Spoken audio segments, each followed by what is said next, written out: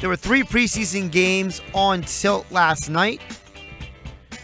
And again, the preseason games, as well as the Eagles, the NFC East, and more. Vinnie Iyer of the Sporting News, NFL and fantasy football writer for them, kind enough to join us on the show today. How you doing, Vinnie? Good. How's it going, guys?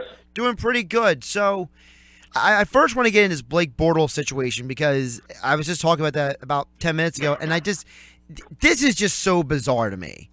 I mean, this guy went from his second year having 35 touchdowns. You think, man, he's really trending in the right direction. Last year, he just looked really, really lost at times.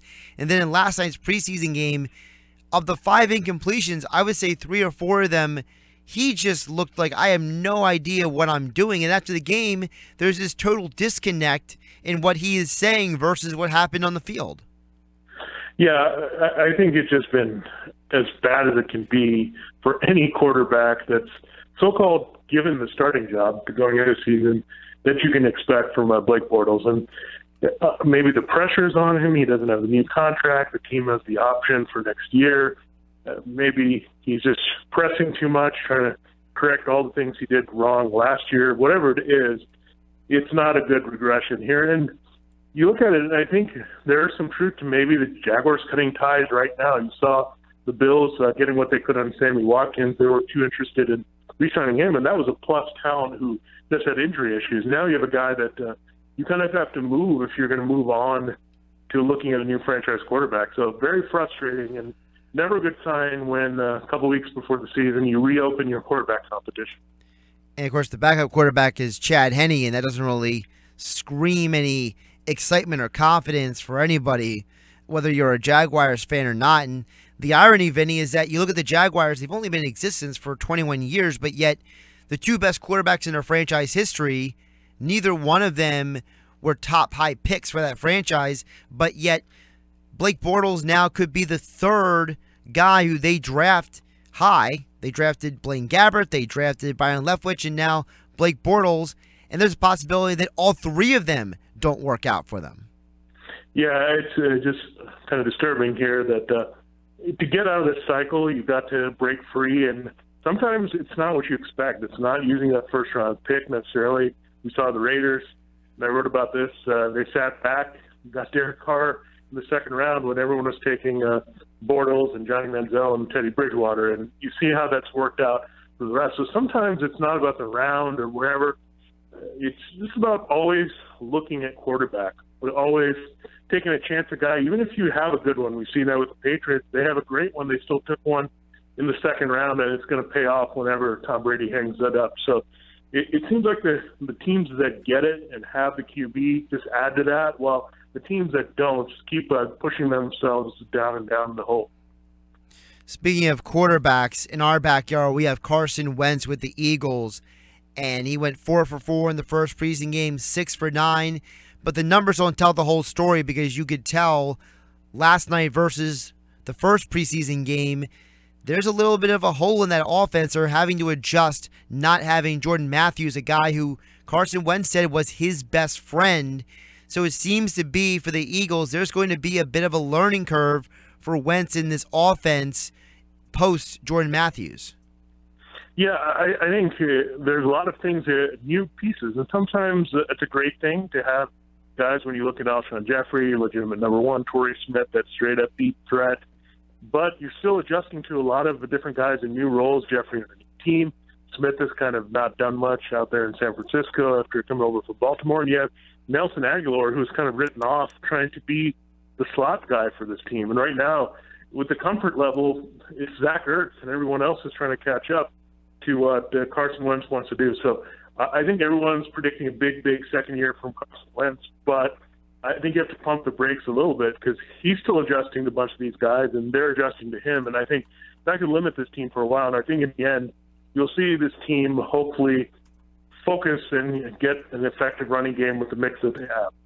What do you think is going to be more of an issue this season for the Eagles offense? Do you think it's going to be all the new additions and the chemistry, or is it going to possibly be Doug Peterson and some of the strange play calling he makes? You know, he had been saying all week, well, we're going to run the ball more. All right, well, you ran the ball basically 7 more times than you did the week before. Yeah, it was great to see Matt McGloin not throw the ball 42 times, but for an Eagles offense, the idea is that a lot of times what we see in the preseason does get extended into the regular season, and it seems as though Peterson is really pass happy, and if you're really pass happy, that's still going to be a steep hill to climb for a young quarterback.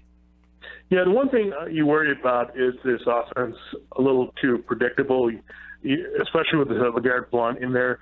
I think some people look at him as this great power back. He's really not. He's more just an early down guy that has a nose for the end zone, not necessarily a guy that's going to grind out those tough yards the way they expect. So Yuka's team, they might have made some moves to go that way, but the problem is everyone just pigeonholed the role. You don't have versatile guys necessarily. You got Jeffrey and Smith pretty much have to be outside. Aguilar has to be inside. I think the one moving piece they have is Ertz, and there needs to be a little bit more creativity. I think this is some of the same things that happened in the Andy Reid era, whether it was in Philadelphia or Kansas City, just some predictability, not using enough personnel in there the right way to throw off defenses.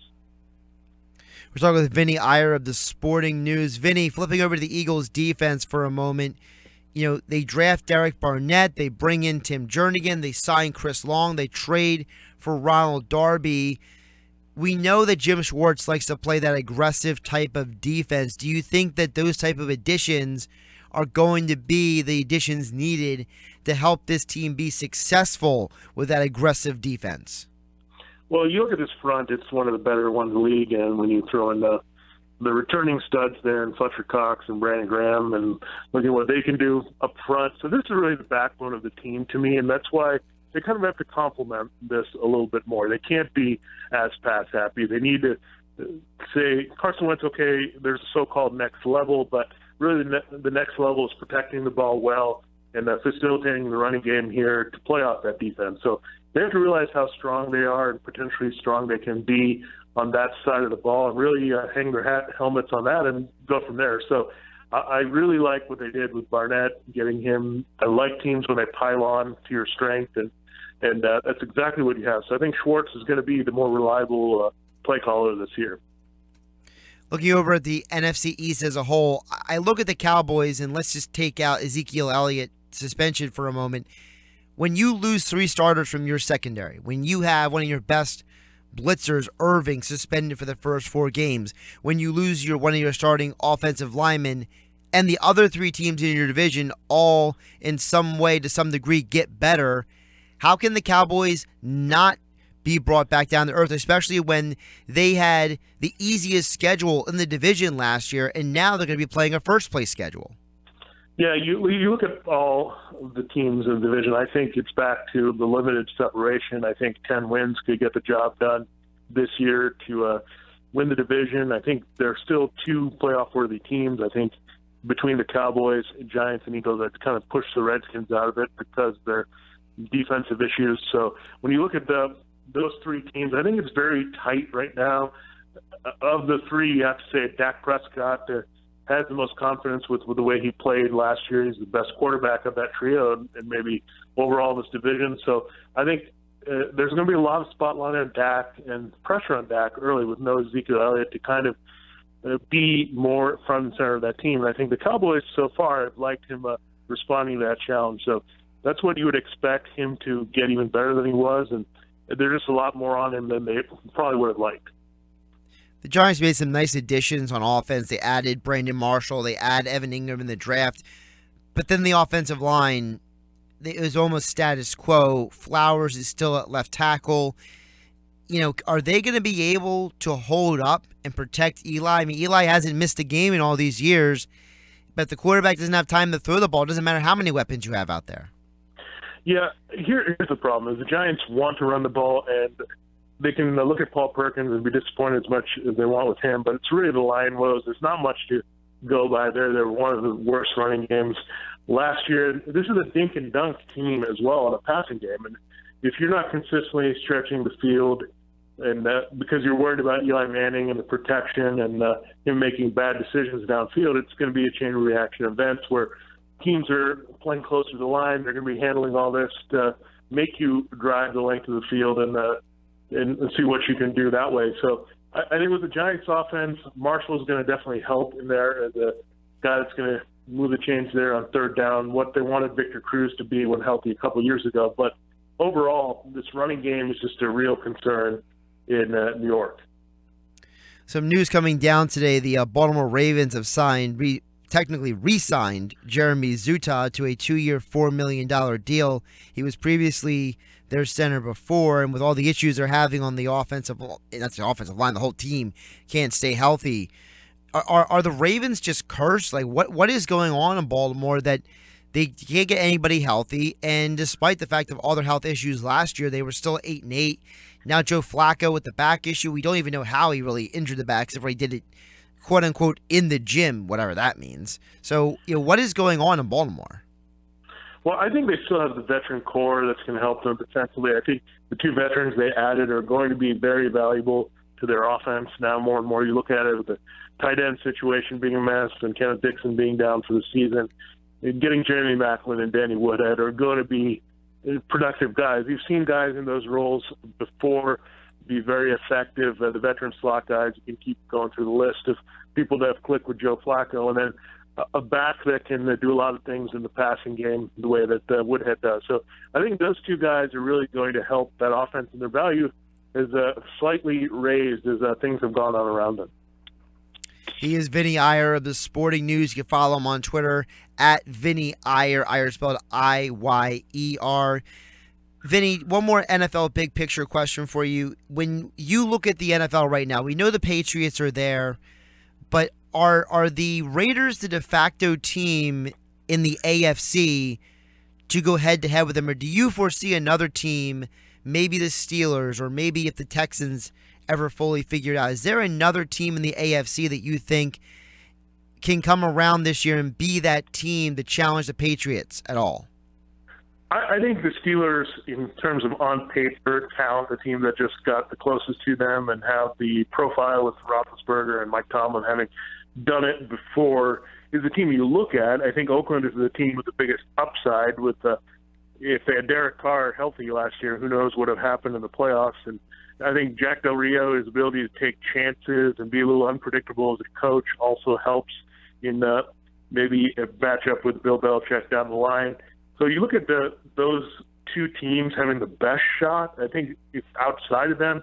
Houston definitely can do things defensively. I think there's a lot of things. You still have to see if J.J. Watt is going to return to being his self. If he is, then you're going to have a pretty strong defensive role. And then Deshaun Watson, are they going to make that decision? Go ahead with the guy that is the gamer and the guy that can help them win a few more games. So I think that's what you look at in this. And I think Tennessee is a sleeper team that you look at as well, but I don't know if they're prepared defensively or if they're too young to compete here. He is Vinnie Iyer, NFL and fantasy football writer for the Sporting News. He also hosts the Locked On Fantasy Football podcast. Vinny, I'm doing what you are doing right now. I'm trying to avoid all of the Defenders spoilers on Twitter right now, so good luck to you with that, because I'm really doing my best to stay away from all the spoilers. Yeah, it's good that we don't have preseason football really until 10 o'clock East Coast time tonight. So that's plenty of time, I think, to watch several episodes in a row. So see, I'm not going to be able to. I'm not going to be able to touch any until the weekend because I'm here till 7 or 8 o'clock tonight, and then I got to come back in here tomorrow morning. So no matter what, I'm just saying, all right, it's all sports now until I actually get time to watch it. Yeah, it's not bad because I think it's only 6 hours, so it's not as long as usual. So I think squeezing that in is a little bit easier than usual during this time of year. Yeah. All right, Vinny, enjoy. I appreciate you taking the time today. All right, thank you.